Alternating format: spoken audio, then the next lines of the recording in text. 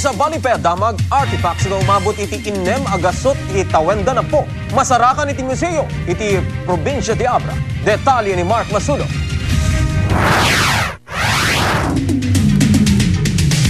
Umababot manipod sa gasot atawen, aging gainem agasot atawen, dagiti koleksyon iti daytoy a museum. Dagiti ang artifacts ti masarakan iti may isang eskwela iti Bangged Abra. Dagiti papading imunan anang sakop iti probinsya tinagurnong kadagito iti nabayag a panawen.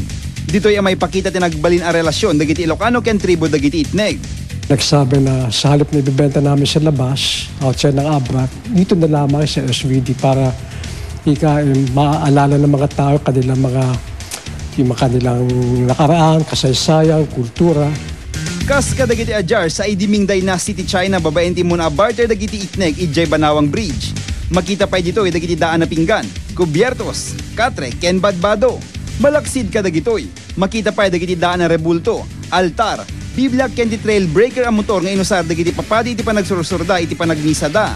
Nagpatulong da iti pinaka-authenticate na kan documentation na iti National Museum year 1986. Dagiti agtutubo ti kang runa na maragsakan ta nakakita da pay laeng kadagiti artifacts nga antigo. Makatulong ti panagadal Mr. ta. Kasla ko mati subject niya history circuit at adalami paimot no kasano nga nang rogiti ti Abra kasla ko makasgay sir. Malaksid kadagiti artifacts, may naynayunan pay dagiti koleksyon. Ngem nasaysayaat pay nga tang no ad-adu pay iti maala ken maited ditoy tapno ma-preserve da nga nalaing ken nasayaat. Mark Masudog, Balitang Ilocano.